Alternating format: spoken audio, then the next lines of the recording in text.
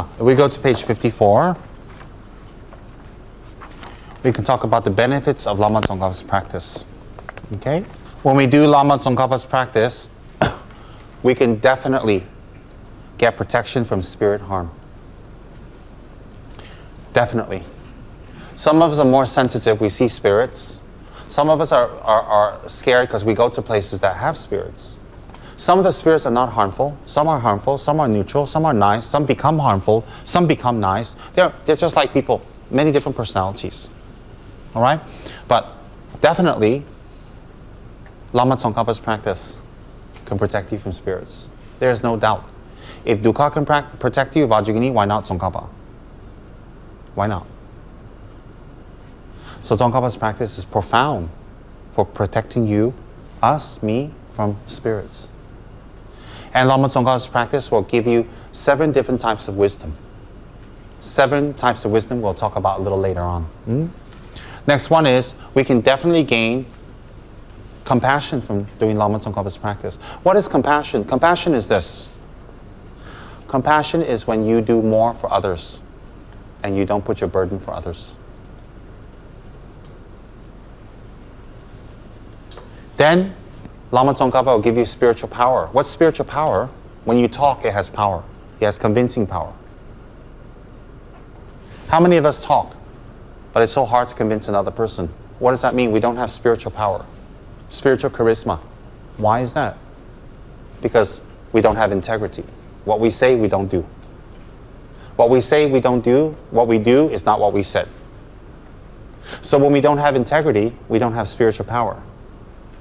Lama Tsongkhapa can help us with us because it stabilizes our mind, that helps us to remember what we promised. The most important thing when we are in a Dharma organization and we wish to grow, the most important thing is integrity. To do what you promised. If you always have to be reminded, then the karma is heavier. Why? Because you're breaking your oaths and your promises to the 3 jewels. Heavier. All right? So you think, well, then I won't take any oaths and promises. Then you take another 30,000 lifetimes to get enlightened. It takes much longer. No risk, no gain. No pain, no gain. No pain, no gain. Very simple. It applies to Dharma too. Then you have great blessings. Why do you have great blessings? What is a blessing? A blessing is when you do the practice and it opens up the seeds from your previous lives that you planted. Even a seed is very small, it still open up. Better small seed open than no seeds open. And while some of you might say, for $40 a question, what happened? Do we all have seeds? Definitely.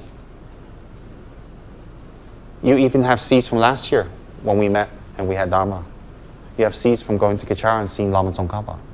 You have seeds from coming to your Guru's house. Every time you see your Guru, you plant powerful seeds. Every time you think about your Guru, with reverence and faith, you plant powerful seeds. Every time you donate for a Dharma cause, you plant powerful seeds. So which of us in this room doesn't have seeds is whether we cultivate it or not. So how to cultivate it? By doing our sadhana every day, young and old. You do it every day, the blessings come. When the blessings come, the seeds open. When the seeds open, your mind becomes more stable, more focused, more easy to do.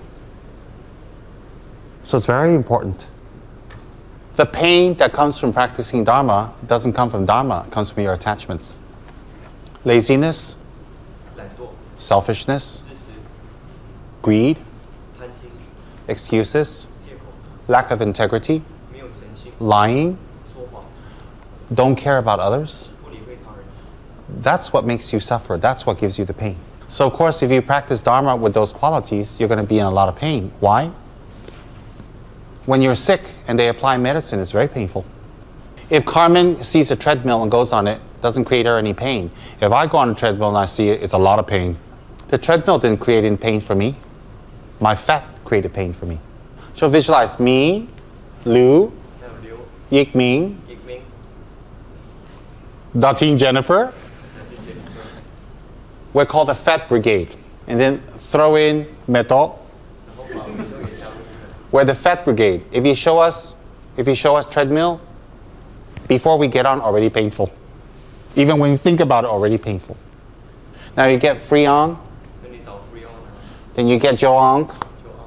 Jinmei, Carmen, Karen. That's the fit brigade. And then they see the treadmill, nothing what? No problem. Nothing at all. So, if we say that treadmill give us pain, everybody laughing.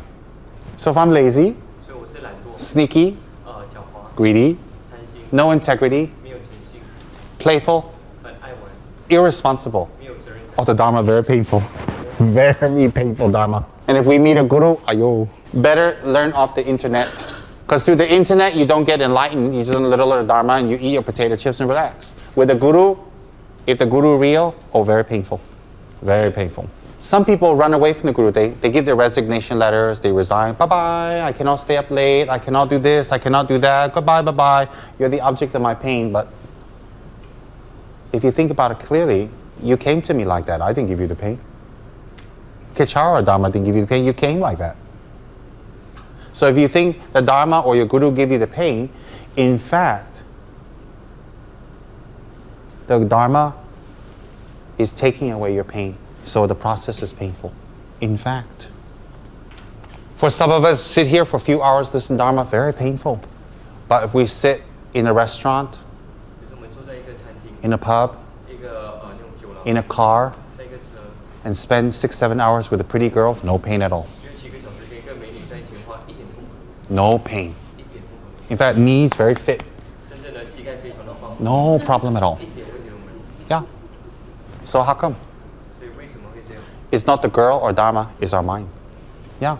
So for business, to make money, maybe you have a business partner or investor, talk a lot, smoke, drink, spit, don't care, no integrity, ugly and mean, and always scream at you, fight, trick you, but you keep quiet, tahan, so you can make money, right? But if your guru tells you a little bit, you run. You give your resignation letter. How come? These days there's a new phenomenon I saw on the internet, also here. New phenomenon.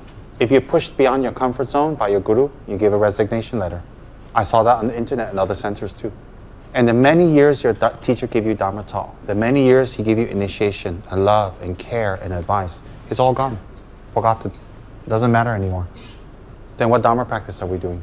That's a very big obstacle. Comfort zone. Comfort zone arises from selfish mind.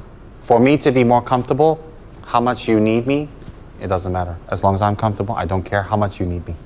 And if we are liaisons, staff, students, pastors, department heads, we have a wonderful opportunity because we took a special vow with our teacher, with refuge, and our liaisons vows, our pastors' vows, that we got this position in order to fight our own selfishness, to serve others. Serving others is only hard when we're selfish. When we're selfish, we create circumstances for us to become unhappy and people around us to be unhappy. The result of selfishness is unhappiness. So I'm a monk. Did Buddha make me suffer because I can't do many things you can do? I cannot do many things you can do. So is this making me suffer? I'm not suffering. No problems. I will never disrobe. So did Buddha make me suffer? So if we put this on you, will you suffer? Who made you suffer? You or Buddha? Now you think. That's how our mind works. When we run away from our guru, it's the same as running away from the Buddha. Same. Unless you have special psychic powers, you can talk to Buddha directly. So if you can talk to the Buddha directly, of course you can bypass your guru. But for me, I have no such powers. So I respect my gurus very much. Because they give me the Dharma. They teach me my mind. They let me know what I should improve so that I can avoid suffering. Even Kuan Yin Posa keeps her guru in her head. Even though she's a Buddha already, she keeps Amitabha in her hair, always. Even Yamataka keeps Akshobhya in his hair. Oh yes, and they're already Buddhas. So when we run away from our guru, we run away from the Buddha. It's very simple. And if we run away to another guru who makes our life easy and makes things simple and doesn't push us, is it a real guru? A guru's job is to identify your ego and what makes you suffer and makes you not suffer, and with various means and skillful methods to bring that to you so that you can transform. That is the real job of the guru. The respect we show our guru, the respect is the developing of the discipline within our mind. We can think about all that. Is it fanatical or crazy? Think if it's logical or not. If it's useful, do it. So therefore, the Dharma doesn't make us suffer. The Guru doesn't make us suffer. Buddha doesn't make us suffer. Lam Rim doesn't make us suffer. Not knowing the Buddha, Dharma, and Sangha is what makes us suffer. That's what we must think carefully. So therefore, in Buddhism, it's about transforming our mind, not just asking an outer savior to save us. We can do anything we want and just ask them to save us. That's not what Buddhism is about. If an external outer savior can save us, there should be no problems on planet Earth. None.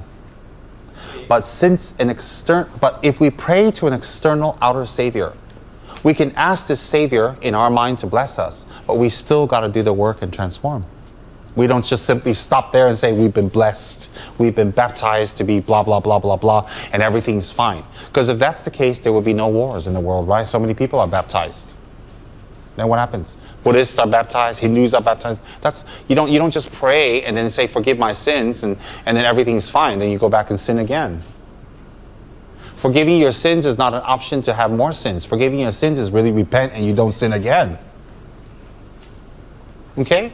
So, forgiving and the confessional in Buddhism or any other religion is not about you can keep collecting sin and then keep confessing everything's fine. That means I can go out there and shoot someone I don't like every single day and confess I'm fine. I don't think that sounds very logical. So if you believe in outer force, outer deity, outer God, outer whatever you want to call it, outer being, universal being, you just take refuge and you believe and you pray and you trust and everything's fine, then please show me that everything's fine. If everything's not fine, then I think we need to go one step further. We can pray to a universal being, Buddha, God, whatever we want to call it. But the real work lies after we did our prayer, 24 hours a day. If we do not need the Guru, the Buddha, the Dharma, and the Sangha, and we can find the inner Guru inside of ourselves, if we can find that, then Buddha would have given a 1-minute teaching and then that's it. Find your inner Guru. Bye-bye. It's simple. Finding the inner Guru is a long, arduous, difficult, tumultuous journey. It's harder than if you don't have a Guru. It's harder than if you have a Guru. To have a Guru and show you how to do things, to find your inner Guru, is easier than not having a Guru to show you your inner Guru. It's like doing business, you've never done it. How many times would be cheated and lied to? But if you have a businessman, a businesswoman who knows what they're doing, and she shows you how to do it, you will save a lot of heartache. It's very simple. So if you want to find your own inner Guru by escaping, you will never find your inner Guru. Why? Because if you could find it, why did you join in the first place? Simple. I never said to any of my teachers, I resign, I'm going to go find my inner Guru. Never. Not once did I say it. Can you imagine me going to Saramji? Excuse me, sir. Here's my resignation letter. You can have all your initiations back. You can have your refuge back.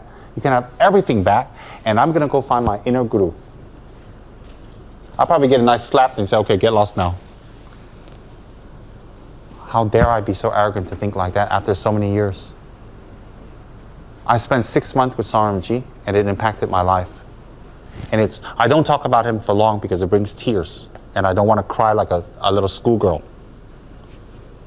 I don't talk about Geshe for a long time because here I go again. I don't want to have tears of gratitude. Around here it's different. They make the Guru cry. And the Guru makes them cry. And it has nothing to do with gratitude. It has to do with, please let me keep my attachments. I was happy suffering the way I was. It's so different now. That's why it's so hard to give the higher teachings of Dharma to people these days, initiations. And that's what I'm pushing for the pastors, to push themselves so they can get the higher teachings so that it doesn't die off here. I'm pushing for that very much. That's why I always tell the pastors, please give up everything for others. Everything. Especially your comfort. Work tirelessly for others. That's the right way to go. See, when I say these words, it brings peace to your mind. It makes us happy. It makes the energy beautiful. Then we know from our heart that's the right way to do for others. If I say, kill them, don't do for others, get revenge, immediately the room becomes very hot, very angersome. The energy is very bad. We already know it's not good that way. So just by my words alone, it suits you. It makes you feel emotional. It makes you feel touched. Because inside you, you know that's the right way. Very simple. So therefore, if we can become a Buddha by finding our inner guru on our own, Buddha just gave a 1-minute teaching, that's it. There's just one, Lam Rim is 1 page. How easy is that? 1 page with a big fat word, find your own guru within yourself. See you later. No, it doesn't work that way. It doesn't. You want a teacher? You want to take refuge? Be ready for the journey of your life, which will bring you to a higher state of mind if you surrender and go all the way. And before you take refuge, you check your guru out, because this is the guy you're going to be with for the rest of your life, devotedly. You check him out. You don't simply just go flow with the minute, run with the motions, run with the feeling, run with the crowd. Check it out, because when it comes to spiritual practice, there's no crowd following, there's no herd following. You have to make your own individual decision. And if you're not ready to take refuge, you wait. And if I'm not the right person to take refuge with, that's fine. That doesn't matter. I'm not here to say before I die, oh, you know, I'm dying, dear Buddha, I gave 60,000 refuges. Who cares? Who cares how many refuge I gave you? And anyway, I give you guys refuge, what I get? I don't even get ang pao. What do I get if I give you a refuge? You know how cheapskates some of you guys are. What do I get? More commitment, more responsibility. I got to be concerned about it. Got to watch over you. Got to teach you. Got to scold you. Got to compliment you. Got to send you gifts. Got to email you. Got to be in contact with you. In fact, when I give you refuge, it's more work for me. So don't think you're doing anyone a favor when you take refuge. If you take real refuge, you transform. And the impact will be powerful. I can dunk you in a bathtub of water and say, hey, now you're a Buddhist. Nothing happens. It's just water. You just got wet. You need a towel. I can pronounce some big words on you, you know, Buddha, Dharma, and Sangha, you're a Buddhist now. I baptize you. Nothing happens. Nothing. Whether I bury you in baptized ground, consecrated ground, it doesn't matter. You're just ashes. Your mind has already left. None of that matters. What matters is right now. Yeah, think about all that. So therefore, never think the Dharma, your Guru, the Sangha, the Buddha, gives you any suffering. Impossible. It's like saying Panadol gives you fever. Impossible. So when you do Lama Tsongkhapa's holy practice, you also will be able to accomplish Poa. Poa is the ability to transfer your mind at the time of death from your body to a pure land of a Buddha. That is called Poa. So if we do Lama Tsongkhapa's practice very well, we will transfer our consciousness at the time of death to Tushita heaven, to Gaden heaven, Tushita. Tushita Gaden same. Or we can transfer our minds to another mother consciously and take rebirth to benefit others. We can choose the country, choose the place, choose the mother, choose the situation to reborn. The high lamas have a private joke, but the joke, if you think deeper, is not really a joke.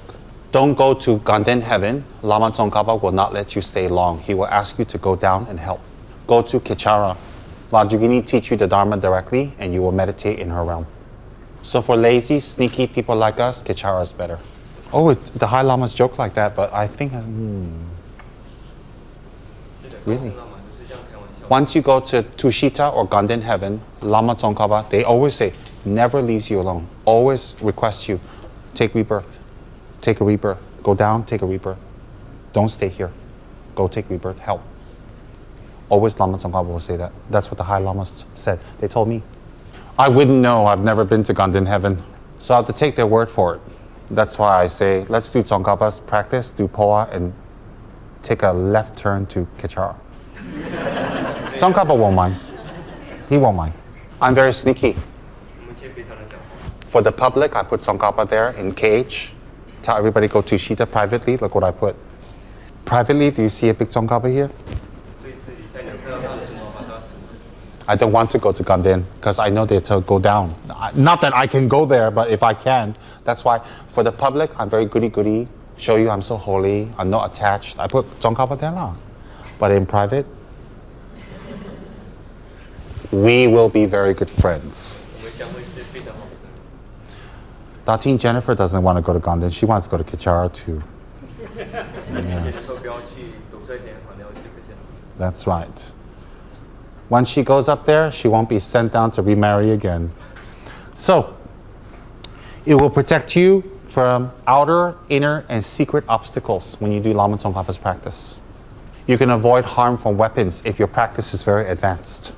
You don't do miksama, one mala, and then go in front and say, shoot me. Your practice has to be very advanced.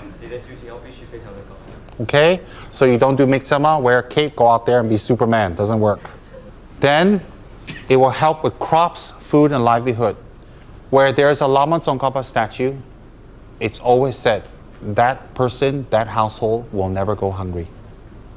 Even if your karma is to be very poor, live on the street, have nothing, if you have a Lama Tsongkhapa, you will never ever go hungry. You will get something to survive, to make it up again. That's the power of Lama Tsongkhapa's image. That was one of the reasons I made Lama Tsongkhapa the centerpiece in Kechara. That's why I encourage people to have Lama Tsongkhapa statues. Yes? Every month, all of you should buy one Tsongkhapa box and give to someone as a gift, as your Dharma practice. Every month. If you can do 2 or 3 a month, even better. Spread Lama Tsongkhapa. Why? Has these benefits to people, whether they know it or not. Travel becomes more safe if you're traveling a lot. A great mantra to bless your animals. You love your animals? If you see some fish, some animals, whatever, recite the mantra, let them hear it. Blessing your medicines. Blessing your vitamins. Blessing your herbs is very powerful. So if you're a very ill person, you need to take medicines. If you're a doctor, if you're a nurse, if you recite Lama Tsongkhapa's mantra and bless on the medicines will become even more effective. Even if someone has passed away, to put Lama Tsongkhapa's mantra on their body, to be cremated or buried is very beneficial. Or to blow the mantra on them is very beneficial.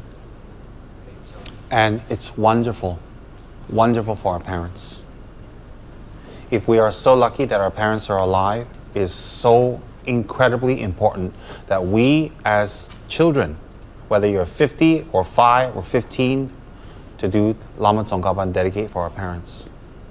Even if your parents, especially if your parents don't know Dharma, if they don't understand, they're too old, they're too sick, or they passed away, I'm sorry, it is so important to do Lama Tsongkhapa practice for them.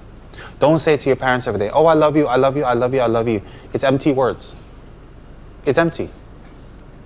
Don't always go to your parents and say, give me this, give me that, let me buy this, buy that, give me this, give me that. I'm not happy with this, I'm not happy with that, I'm not going to talk to you, I'm going to ignore you. You cannot be like that. You cannot be like that with your parents. Parents make mistakes too. What we need to do is this. We need to think how we can give back to our parents. And how we can give back is we can do Lama Tsongkhapa's practice, offerings, like we have here, like I had example, and dedicate for them. Chinese people is based on a culture of Confucianism. And that Confucianism, the pillar is filial piety and devotion. Well, it's a modern age now. It's kind of hard to live with our parents till we die. It's kind of hard to do everything kowtow all the time. It's kind of hard to do that. And some of us are just outright monsters. We treat our parents horribly.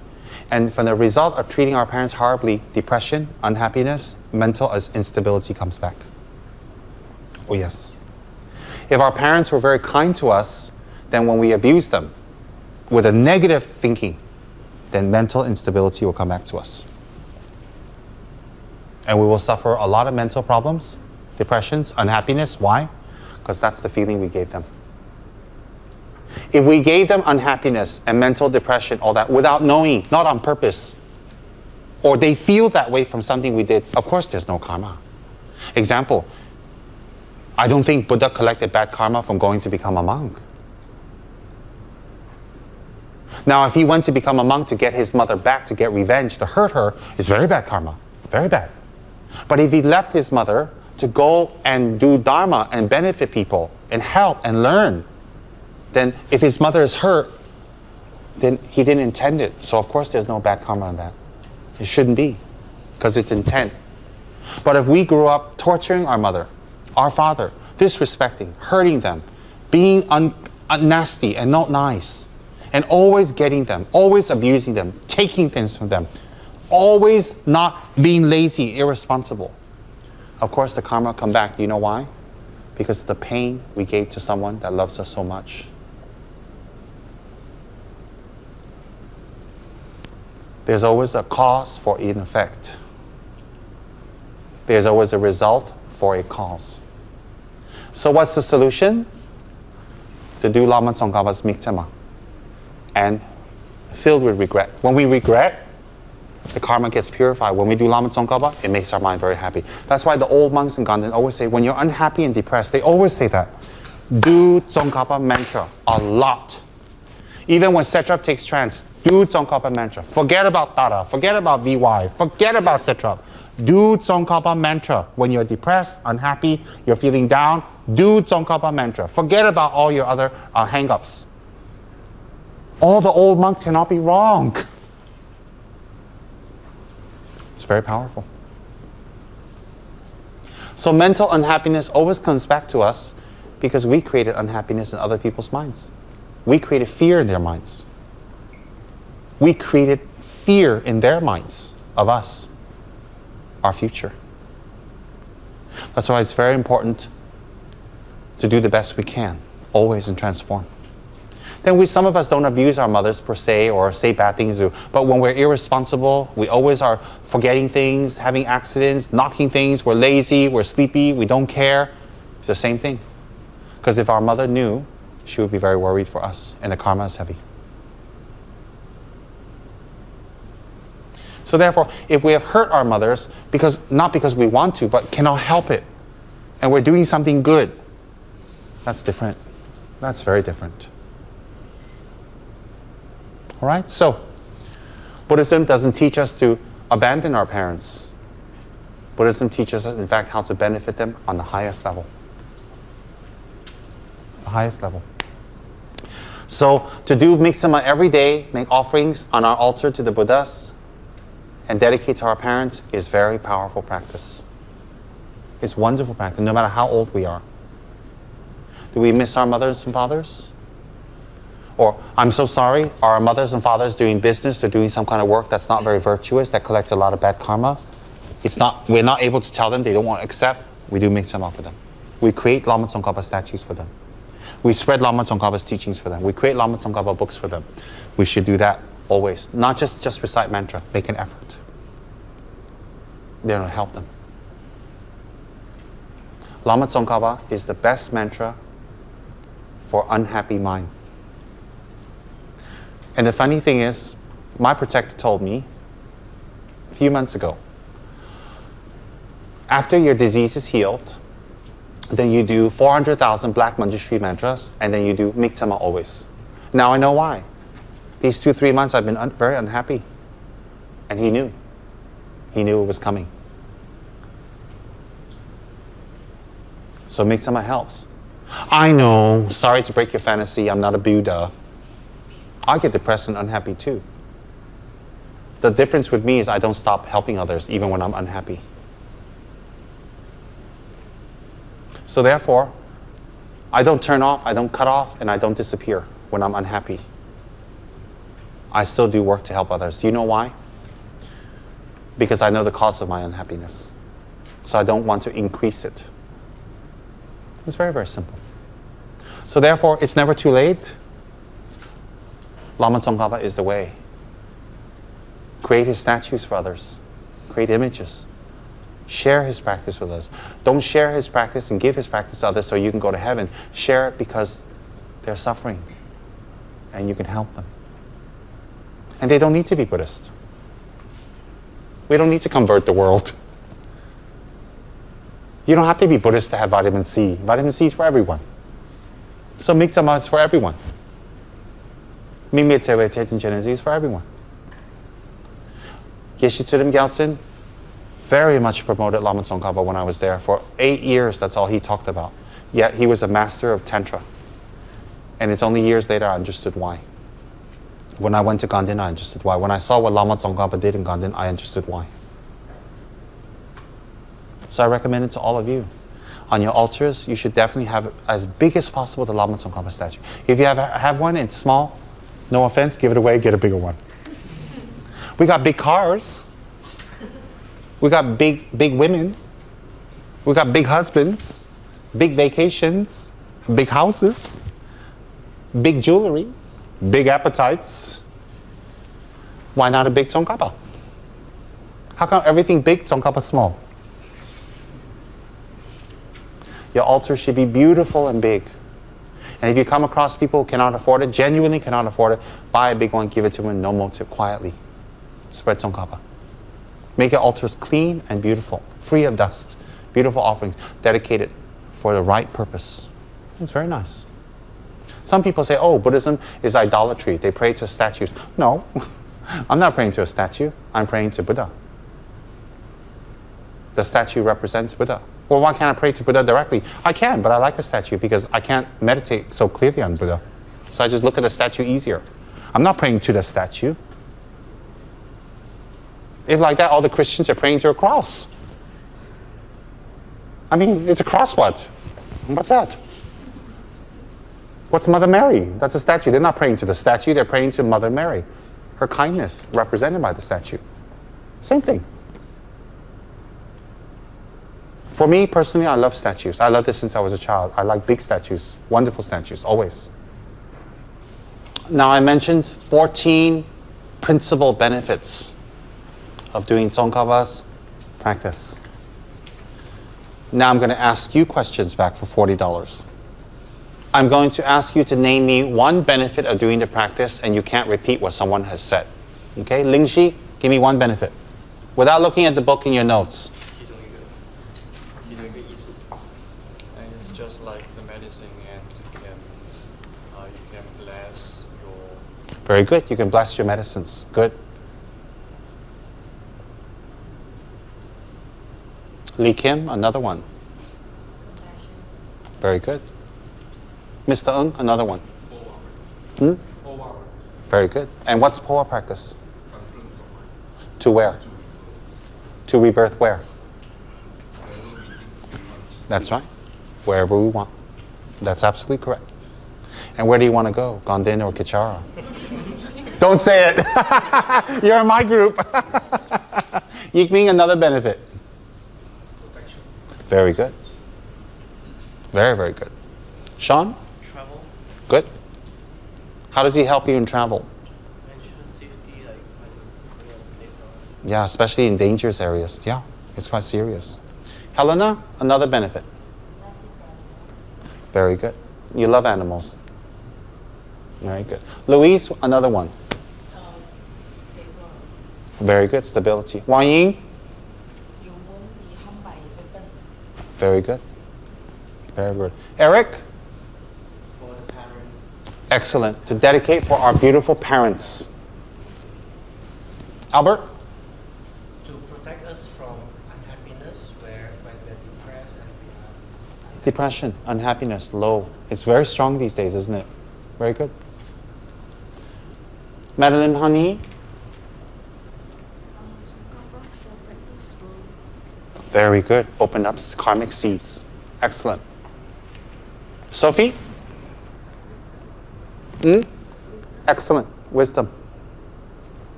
Julian? I'll give you a hint because you're very new. Hantu. From? Very good. Very good.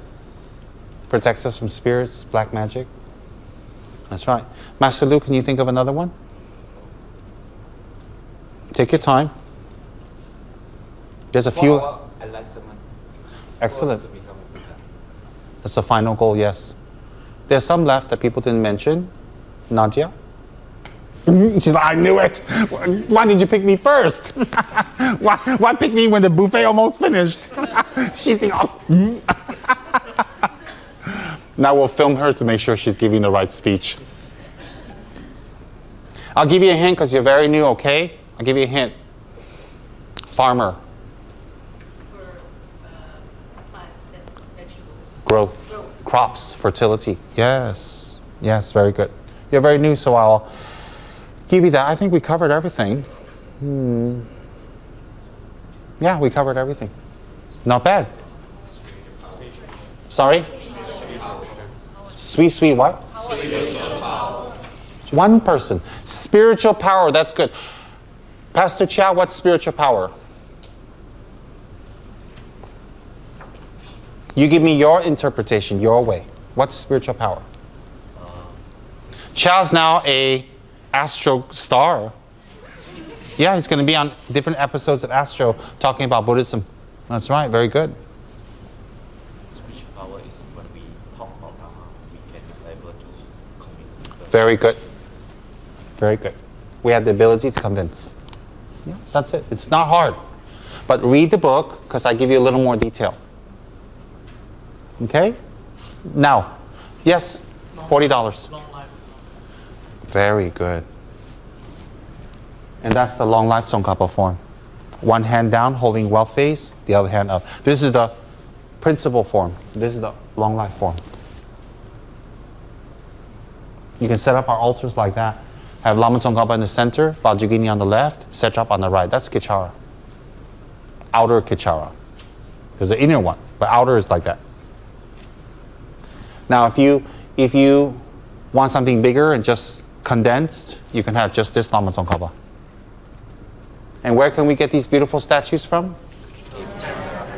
That's right. You know why? Because when I came to Malaysia 20 years ago, I could not find beautiful Tsongkhapa, Vajrayogini, Satrap statues anywhere. And I looked and looked, and I went to Nepal, I couldn't find it. I couldn't find.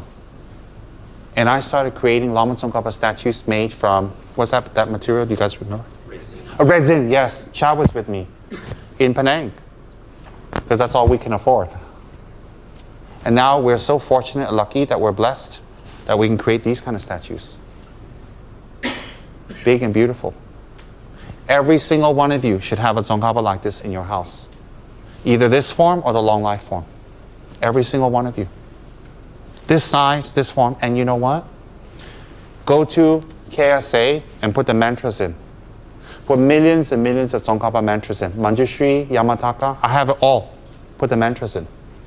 In fact, if you go on my blog site, I have a wonderful post on the mantras that went inside the Kechara house statues. So if you look at the Kechara house statues, what we put inside, that's what you should put inside of this one. And, listen up kids, put a wealth vase inside. Ooh. Is that allowed? Did the Rinpoche made that up? No, I didn't make that up. In the base of the statues where the lotus is where you can put a wealth vase. Put 2, put 3. Dedicate one for mama, one for daddy. I mean, otherwise, wealth vase, you put in a casing, put it, don't know what to do. People come here, what's that? Where's the flower? Got vase, no flower. But if you put Tsongkhapa, everything's self-contained. Wealth, Zambala, Tsongkhapa, wisdom, protection, blessing, all in one. Yes, and Kechara, Paradise are beautiful stores, which all of you should support because we have wonderful things there. We order these from Ganden Shartse Monastery and in general Ganden Monastery. And we are supporting them also. All the monks make all the wealth vases by hand. And then the old monks, the old Geshis, 80 years old, They come for the puja, do 3 days of puja to bless the wealth vases. Support them also. The wealth vases are expensive because the material is expensive and we got to ship it here. Oh, shipping is very expensive and customs is very expensive. 2 customs, India and Malaysia. And then when you get the wealth vases, hold it without, not your naked hand, hold with a katha and pray and dedicate it and put it inside the statue. And when we build big statues in the future on KFR, everyone should buy wealth vases and donate and put inside the statues because we'll have big statues there. Everyone should. You should donate for the mantras and even thumb drives. Donate thumb drives. We'll fill it with mantras. Or better, you fill the thumb drives with mantras. You can download it because I have it on my blog site and give it to us, put inside a mantra for you. Put inside the statue for you. You should do. Very beneficial.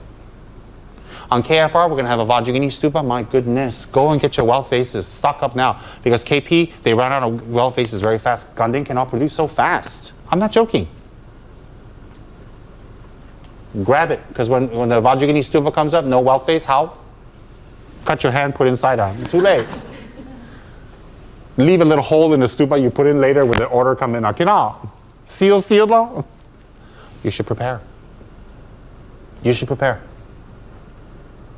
Buy a lot of tatas, buy a lot of wealth vase, buy a lot of Dharma books from Kechara Paradise, buy pendants, all this stuff, and prepare and do prayers to put inside the Vajrayogini stupa. Always. Prepare for that. And what is the Vajrayogini stupa, what it's for, what's the benefit, go on my blog. I already have that written. Just type in Vajrayogini stupa, on search. Okay, so I'm giving you secret methods. You think, oh, Rinpoche, where does this come from? Go to Ganden, that's what we do. What I'm sharing with you is what we do in Ganden. Is what we do there. Is what I learned from the old monks. So I'm sharing with you what the Holy Sangha has been doing in Ganden for 600 years. It's nothing new. I didn't make the wealth vases. Adisha created them. Don't think Samramji created wealth vases. I can get wealth vases, you won't get any wealth. I didn't get any wealth. You know my favorite saying, if I know how to get wealth, why I teach you? I teach myself.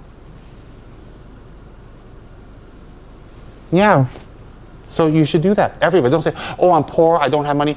Everybody can save up $100, $150 a month. Put it away.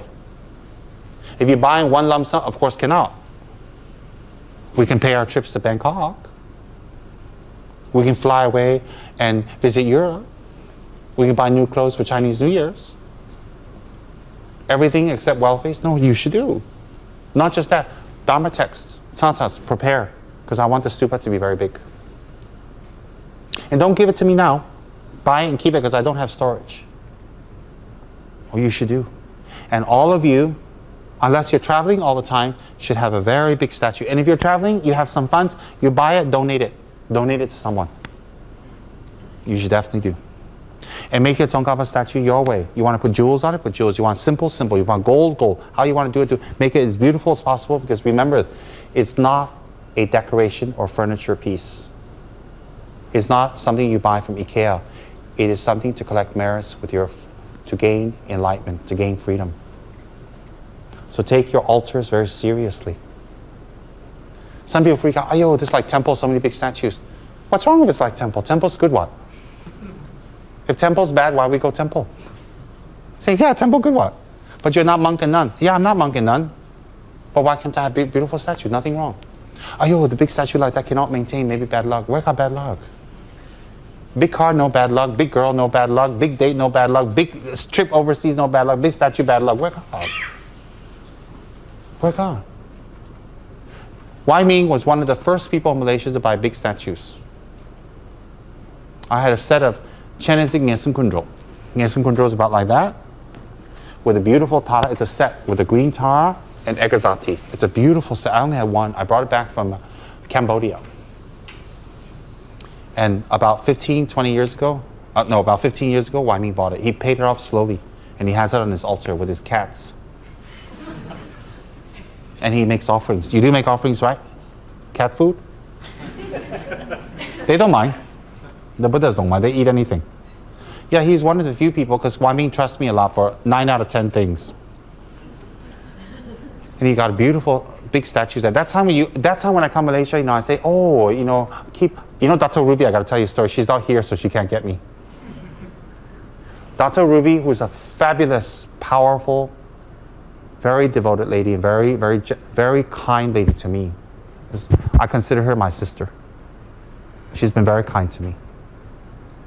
She came to India years ago. The first time she came to Ganden Monastery. Oh my God, listen to this. I've told this story before, but there's a lot of new people. When I became enthroned as a Lama, we have an enthronement ceremony. You get the seal from the Dalai Lama, or you get the seal from the Oracle or High Lama. I got my seal from all. Anyway, I got a seal from everybody said I'm a Lama. Anyway, we got an enthronement ceremony. And on enthronement ceremony, your friends, your teachers don't come, but your friends, your peers, and other Lamas will come to give you kata and congratulate you. Rinpoche, you're Rinpoche now. So one Rinpoche from Drepung had a Lama Tsongkhapa set. Very beautiful. But he was very poor. And he couldn't offer gold and mantras and clothes on it. But he just had a Tsongkhapa set naked. And he was so happy I became a Rinpoche. He came all the way down to Ganden. He gave me his only statue. I was so touched and moved. So touched. Because at that time, who can afford it? Ayo, cannot. I'm not joking with you, cannot. Even we save every month, it would take us years, cannot. He gave it to me on my enthronement day. The day I was officially recognized as a Rinpoche in Ganden Monastery by all the officials of the monastery. So anyways, it took me 1-2 years. I collected some money. I finally put some gold on the face, painted it, sewed clothes, mantras, and then my guru blessed it. So I had that in the center of my altar. It's very auspicious the day I became ordained. Well, when I met Dr. Ruby, she donated to the monastery. She helped. She was very kind to me financially. So I was so grateful to her, and I didn't have anything to give. So I gave her my statue of Tsongkhapa. And it has a lot of meaning. She has it in her house right now. When I gave it to her, she was a group of people. She looked at the statue and she wasn't rude. She was like, she goes, okay. She went, thank you. She went in the other room and I think she told her husband or somebody. I forgot who they told me. I don't like this statue. I don't like the pointy hat thing. What is it? What kind of Buddha is this? And I'm another going, oh my God, give my statue back. And I always joke with her. Now, she keeps that statue. She made a special place in her house and put it in a special altar and special casing, and it's the most treasured object she has. Her evil daughters have been trying to get it for her for years. Very evil daughters. As you say, you can take it out, but they feel guilty. Oh, that statue is very precious. It's part of my history. It's in her house. My point, when I was introducing Tsongkhapa to people, they didn't accept.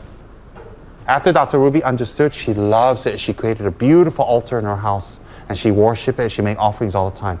And her neighbor, that time she was living in Sri Har Thomas, her neighbor was interested. So I gave a set. You can imagine, I gave a set to her. After a month, she returned it. Oh, I can't take care of it. Too much work. And like that, in the beginning, Malaysians give back the statues. I import, I bring, I paint, I put mantras, I do the puja, bless it, give to them, and then after 1-2 months, they give back. Oh my God. In Tibet, you give back Tsongkhapa statue, it's like you give your life up. It's so bad. It's such a bad sign. But I said to myself, no, here people don't know. So I make myself very strong. I will teach Tsongkhapa, explain, and let people know. Because that's what we were taught in Ganden Monastery. Some people say, why do you always teach Tsongkhapa? What do you want me to teach? I'm from Ganden Monastery, and Tsongkhapa's home. That's where all the High Lamas study. The High Lamas study Tsongkhapa's texts to become High Lama. What do you want me to do? All my gurus study Tsongkhapa. All. How can I teach you what I don't know? That's why I teach Tsongkhapa. Very simple. So anyways, now, and then when more people know, we cannot find anywhere in the city. Nowhere in KL. Nowhere. I went Malacca, I went Ipoh, I went Penang, even Singapore. Cannot find. In Singapore, I found some small Tsongkhapa like this. The statue, Tsongkhapa is not like that, but the statue like that, no nice. I get it, I embarrassed to give people here. Tsongkhapa's the king of Dharma, he's a Buddha, he blessed you, they look, this one how to bless me, look at the face. So I teamed up with Paul. Paul has an artistic eye to make these statues. I teamed up with Paul. Then me and Chia and one of my other assistants, we started Kechara Paradise over 10, 12 years back. We started SS2 upstairs. It's just me and Chia and one other person. We get one customer a week. Henry. He buy incense and get lost. No customer. We're on the 3rd floor. Now Kechara Paradise is wonderful. And I always have a dream to make beautiful statues that are nice, well made, that will last 100, 200 years. That's why I promote these statues. That's why. So therefore, you should definitely have a beautiful Tsongkhapa statue with a stupa Dharma book, your teacher's picture, make beautiful offerings every day, as beautiful as possible. If your statue is this big, this year must be this big already, then this big. Why? Your kids become this big, your bank account become this big, your waistline become this big, only Tsongkhapa this big. How come? Think, make it beautiful. Always think how to bring Dharma to others. Now, everyone in Kechara should know this book very well, study it very well. Why? If you're connected with me or Kechara, you have a connection to this. If I'm promoting it and you have affinity with me, it would be good for you. Among the Kechara pastors and the Kechara pastors in training to be, you should be an expert on this book. Expert. Why? The pastor's job is to relieve the sufferings of others. What's the best way to relieve the sufferings of others? Is that we can provide something related to Tsongkhapa to them. Blessing an animal with a mantra, giving some Dharma, visualize Tsongkhapa dissolve into me, do some retreat for them, do some practice for them. All the Kechara pastors, now, future, should be an expert on this book. Any part of the book, when people ask you, you can just recite your way. It doesn't have to be verbatim, but your way. Now, I want to talk about the Tsongkhapa Guru Yoga, each of the lines, and I'm going to explain to you the short meditation of each. Then today, it's very special because I want to show everyone how to do the long mandala. Why? You don't just recite and put. What you recite, when you put it, what you recite, when you put it, I will show you today precisely. Who would like to learn that? Good. And how to do the mandala, where to put, what to recite, was taught to me by Geshe Tsurim Gyaltsen in Los Angeles. So Geshe recited it and he showed us how to do it. I remember perfectly. We all went out to buy our own mandala sets. That time we just get a plate and we just make some paper or whatever and we get some rice and we use it because we don't have money and we cannot get mandala sets anyway. There's nothing for sale. So Geshe told us we must learn. So Geshe showed all of us. All of us had it. I was so excited. So today I'm going to show you how to do the long mandala with the recitation, and it's going to be easy. And the thing is, don't get so stressed out. It's filmed, and then we'll put it on the blog. So in case you forget or didn't write notes, it'll be filmed so you guys can see it again, okay? So today is very special. I'm going to show you how to do the long mandala and tell you in short the benefits and what it's about, okay? The reason I'm not going into too much details, we have a book. So if I tell you a little and then you read the book, it'll match up. Any questions so far? Yes, Professor. Lama Tsongkhapa also comes with the two hearts. Professor Choi says that Lama Tsongkhapa comes with two heart suns. So in the Guru Yoga, in the Lama Tsongkhapa practice, we visualize the two suns together coming, and the reason is just because of this. Lama Tsongkhapa is considered primarily an emanation of Manjushri. The disciple on the left is considered an emanation of Avalokiteshvara. The disciple on the right is considered an emanation of Vajrapani. So when you visualize all three, it's considered you have the three energies, the three Buddhas, the three lineages, the three powerful bodhisattvas of the Buddha family in one. So when we visualize that, we visualize Avalokiteshvara, Manjushri, Vajrapani all in one. So the reason we had those three is we consider them emanations of that. And also those two were the closest disciples of Lama Tsongkhapa. Lama Tsongkhapa had 8 very close disciples and tens and tens of thousands of students. A very close disciple, 8 primary disciples. Of those, these 2. And those 2 became the first and second Gandhin-Chipas, the holders of Lama Tsongkhapa's throne, which is unbroken until now. So visualizing those 2 great beings is visualizing those bodhisattvas in the form of a lama, in form of a monk. On top of that, when you visualize these 2, the one on the left is the regent of sutra. The one on the right is the regent of Tantra. So when you visualize them and they dissolve into you, you get the blessings of learning Sutra and Tantra excellently. Okay? Everybody okay? Everybody all right? I hope you're all right because you're getting teachings directly from me now maybe once or twice a year, so it better be okay, mix it up. When we have the initiation of Lama Tsongkhapa, then the practice will be more extensive.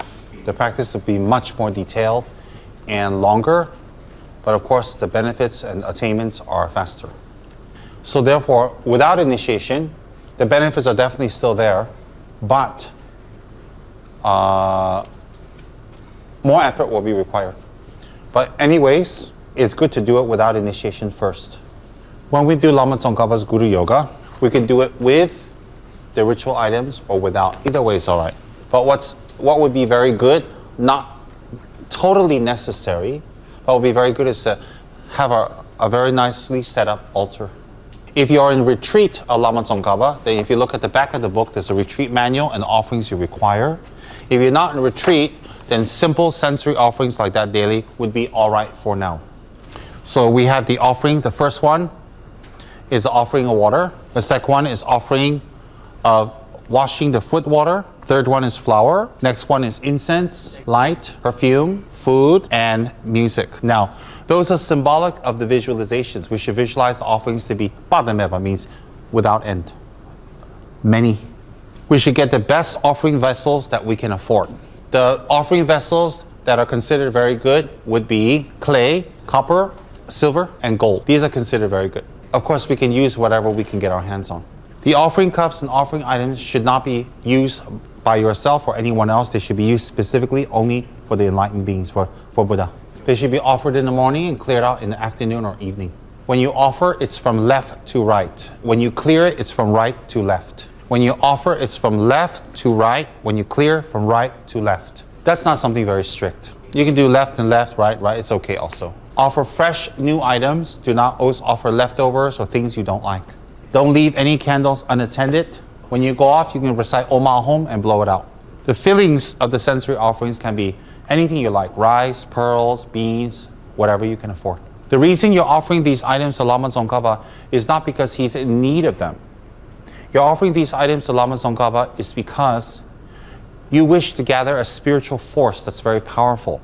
That spiritual force is called merits. When the merits are very powerful, it becomes a backup for your meditational practice. So when you do Lama Tsongkhapa's meditations, you need to back it up with merit. When you have merit, the meditational practice will bear fruit. It will have result. If you do not collect merit, then it's very difficult to bear fruit. If you can offer more than this, that's very good. In fact, during your lifetime, you should try to offer 100,000 bowls of water during your lifetime. Like when I was in Ganden, I would do, depending on time, between 450 to 750 bowls of water per day I would do myself. Because I didn't have enough bowls, I had to do 2 rounds. And so I've not completed my 100,000, but that's what I was doing in India, 450 to 750 a day. So I'll do like 200 or 300, pour the water, set it, make my prayers, make the offerings, then clear it immediately, and the water I put onto the flowers. Making offerings to the 3 jewels, the Buddha, Dharma, Sangha, is one of the most powerful ways to collect energy that fuels the spaceship of your Dharma practice. Lama Tsongkhapa's practice is really like a spaceship. It can just take you to another dimension, another planet super fast, but it needs fuel. And the fuel is merit.